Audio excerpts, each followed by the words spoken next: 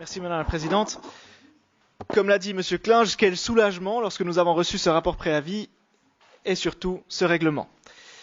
Je l'avais évoqué lors des débats des distributions de bonus dans l'affaire Tridel.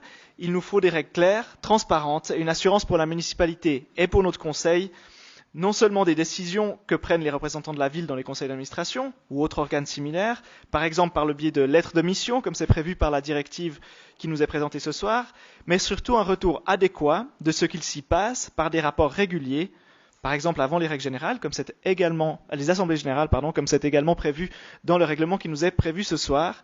Deux choses que M. Français ne semble pas avoir fait dans le cas Tridel, par exemple, mais je ne réouvre pas les débats ce soir. Tout ça pour dire que la directive complète que nous présente la municipalité aujourd'hui est aussi satisfaisante qu'elle était attendue. La faute n'est pas à la municipalité actuelle, ou pas uniquement en tout cas, puisque les premiers postulats, comme l'a rappelé M. Klinge également, à ce sujet datent d'il y a près de 10 ans et émanent tant des Verts que du centre ou de la droite de ce Conseil. Mais il est clair aussi que le bon travail qui a été fait nécessitait non seulement la rédaction de cette directive, mais aussi et surtout de faire le point sur les participations de la ville et leur organisation par la municipalité, ce qui est résumé dans un rapport préavis qui nous est présenté aujourd'hui et qui est de très bonne qualité. Dans cette satisfaction globale, un point sensible nous semble toutefois indispensable à relever. Bien qu'on ait maintenant un cadre clair pour la gestion des participations financières de la ville, la création de sociétés anonymes doit être une exception et non la règle.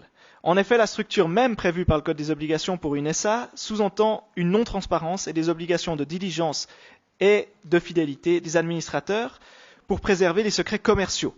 Dès lors, même si nos municipaux pourraient être informés en tant qu'administrateurs, cela n'est pas le cas pour notre conseil, qui perd donc un grand contrôle et un grand droit de regard sur les activités de la ville gérées par des SA.